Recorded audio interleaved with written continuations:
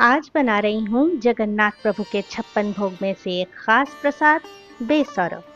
15वीं शताब्दी में राजा गजपति पुरुषोत्तम देव ने पुरी मंदिर में भोग मंडपम की स्थापना की।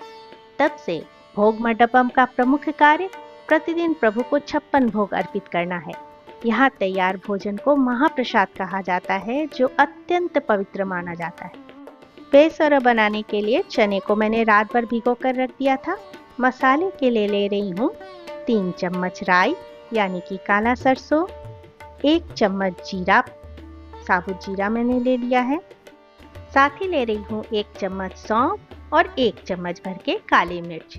इन सबको मैं 1 घंटे के लिए पानी में भिगोकर रख दूंगी ताकि इसे पीसने में आसानी हो। मंदिर में उपयोग होने वाली सब्जियों के लिए भी कड़े नियम हैं।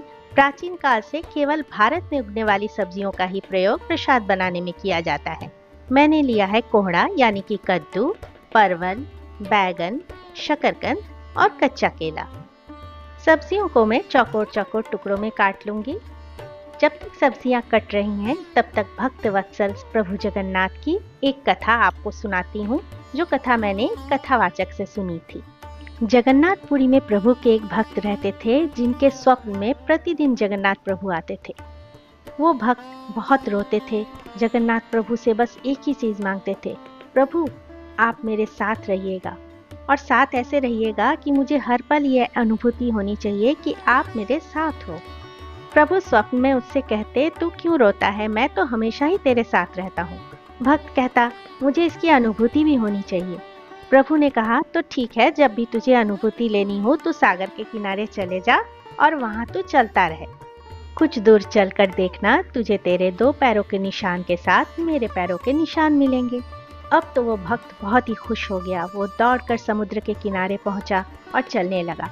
थोड़ी दूर चलकर उसने मुड़कर देखा तो उसके पैरों के निशान के साथ छोटे छोटे जगन्नाथ प्रभु के चरणों के निशान थे। वो बहुत खुश हो गया। अब तो वो रोज शाम को रेत के पास जाता और चलता और प्रभु के छोटे छोटे चरण के दर्शन करता। एक दिन उस भक्त की माता का देहांत हो गया। वो बहुत ही ज्यादा दुखी हो गया। इतना दुखी था, दिन भर वो रोता रहा और फिर अपने दुख को कम करने के लिए वो समुद्र के किनारे चला गया। वहां जाकर चलने लगा। कुछ दूर चलने के बाद जब उसने पीछे मुड़कर देखा तो उसे केवल एक ही चरण के निशान मिले। वो अत्यंत दुखी हो गया। उसे लगा कि प्रभु जगन्नाथ उसे छोड़कर चले गए हैं, इसी के लिए उसके जीवन में ऐसी दुखद घटना घटी है। वो बहुत दुखी होकर रोने लगा। कहा, प्रभु आप मुझे छोड़कर चले गए, इसीलिए मेरे साथ ऐसी दुर्घटना हुई। प्रभु आप कहाँ हो, आपने मुझे किस गलती की वजह से छोड़ दिया। तब वो रोते रोते थककर सो गया तो प्रभु जगन्नाथ उसके स्वप्न में आए। उन्होंने कहा कि तुम क्यों रो रहे हो। उसने कहा, प्रभु आपने मेरा साथ छोड़ दिया। प्रभु जगन्नाथ ने कहा, तू बहुत दुखी था, इसलिए मैं ही तुझे गोद में लेकर चल रहा था। जो चरण के निशान तुझे दिखे वो मेरे चरण के निशान थे, तेरे नहीं। मैं तो तुझे गोद में लेकर चल रहा था।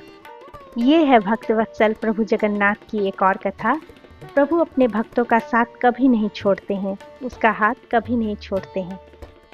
प्रसाद के लिए मसाले को मैंने सिलबट्टे पे पीस लिया है। आप चाहे तो मिक्सी में भी पीस सकते हैं, लेकिन ट्रेडिशनली इसे सिलबट्टे पे ही पीसा जाता है, इसलिए मैंने इसे सिलबट्टे पे पीस लिया है। अब थोड़ी सी घी में मैं बड़ियों को भून ले रही हूँ। ये उड़द की बड़ी है, इसे आप घी में भून लीजिए। प्रभु के प्रसाद के लिए नाड़ी बड़ी का प्रयोग किया जाता है, जो उड़द की लंबी सी बनी हुई बड़ी होती है। यहाँ पे मुझे नाड़ी बड़ी नहीं मिला, इसलिए मैंने उड़द की बड़ी का प्रयोग किया है। बेसर बनाने के लिए एक पतीले में मैंने डाल दिया है लगभग 1 लीटर पानी। ट्रेडिशनली प्रभु का प्रसाद मिट्टी की हांडी में बनाया जाता है। मैं इस पीतल की हांडी का प्रयोग कर रही हूँ। पानी में डाल दिया हल्दी और सेंधा नमक, साथ ही चने को भी मैंने इसमें डाल दिया है। 7-8 मिनट चने को मैंने इस पानी में पका लिया है। 7 मिनट बाद मैं सारी सब्जियों को भी इसमें डाल दे रही हूँ। एक एक कर सभी सब्जियों को आप इसमें डाल दीजिए। महाप्रसाद को बनाने में किसी स्पैचुला का प्रयोग नहीं किया जाता है, इसलिए मैं भी कोशिश कर रही हूँ। मैं इसे एक कपड़े की सहायता से पकड़ के इस तरह से हिला दे रही हूँ और अब मैंने ढक दिया है। ढककर मैं इसे लगभग 8-9 मिनट तक पकाऊंगी। तब तक एक नारियल को भी मैं कोड़ ले रही हूँ। प्रभु के प्रसाद में नारियल का प्रयोग ज़रूर से ज़रूर होता है, इसलिए आधा नारियल को मैंने यहाँ पे कोड़ लिया है। आप चाहे तो नारियल को कद्दूकस भी कर ले सकते हैं। 8 मिनट हो गए हैं। अब मैं ढक्कन को खोलकर देख रही हूँ। सब्जियां बहुत अच्छे से पक गई हैं, पर इसका शेप बिल्कुल भी खराब नहीं हुआ है। एक बार इसे मैंने अच्छी तरह से हिला लिया है। अब इसमें मैं ऐड कर दे रही हूँ बड़ियों को, और साथ ही जो हमने मसाला पीस के रखा था, सरसों का मसाला, उसे भी अब इसमें ऐड कर दिया है। कटोरी को धोकर मैंने आधी कटोरी पानी भी ऐड कर दिया है। अब इसे अच्छी तरह से इस तरह से हिलाकर मैं सारे सब्जियों को एक साथ मसाले के साथ मिक्स कर रही हूँ। आप चाहे तो स्पैचुला का प्रयोग कर सकते हैं। अब इसमें नारियल को भी मैंने डाल दिया है और साथ ही डाल रही हूँ गुड़। प्रभु के प्रसाद में गुड़ का भी ज़रूर प्रयोग होता है। ये सब्जी थोड़ी मीठी ही बनती है। सरसों को डालने के बाद ज़्यादा देर तक आप इसे नहीं पकाइएगा, 1 से 2 मिनट तक बस इसे पकाना है। अच्छी तरह से इस तरह से मैंने मिक्स कर लिया है। अब सब्जी को एक छौंक लगाना है, जिसके लिए घी में मैंने डाल दिया है 2 तेज़पत्ता, आधा चम्मच जीरा और आधी चम्मच राई। इसके तड़कते ही इसे मैं अपनी सब्जी में ऐड कर दूंगी। आप छौंक को सब्जी में ऐड कर दीजिए।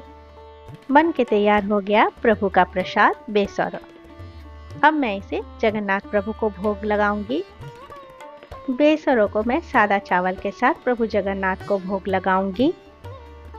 प्रभु को प्रसाद में चावल, दाल, सब्जियां, विभिन्न प्रकार के मीठे व्यंजन परोसे जाते हैं, जिसमें दालमा, बेसरो, कदम्बो, खाजा, पुआ, कोनिका और कर्माबाई की खिचड़ी, ये सब प्रमुख है। प्रभु को जब भी भोग अर्पण कीजिए तो तुलसी पत्र जरूर अर्पण कीजिएगा। बिना तुलसी पत्र के प्रभु भोग नहीं ग्रहण करते हैं। अगर दालमा और कर्माबाई की खिचड़ी की रेसिपी देखनी है तो आप मेरे चैनल पे जाके इसे देख सकते हैं। मैंने प्रभु को भोग अर्पण कर दिया है। अगर कोई त्रुटि हुई हो तो प्रभु जगन्नाथ मुझे क्षमा करें। आप भी इस रेसिपी को बनाइए और प्रभु जगन्नाथ को इसका भोग अर्पण कीजिए। वीडियो और कथा अगर अच्छी लगी हो तो प्लीज़ वीडियो को एक लाइक कीजिएगा और मेरे चैनल को सब्सक्राइब कीजिएगा, ताकि जब भी मैं कोई ऐसी वीडियो डालूं उसका नोटिफिकेशन आपको जाए। अपना प्रेशियस कमेंट नीचे कमेंट सेक्शन पे दीजिएगा और इसे जगन्नाथ प्रभु के भक्तों में शेयर कीजिएगा। जय जगन्नाथ महाप्रभु, जय बलभद्र महाप्रभु, जय मां सुभद्रा, जय जगन्नाथ।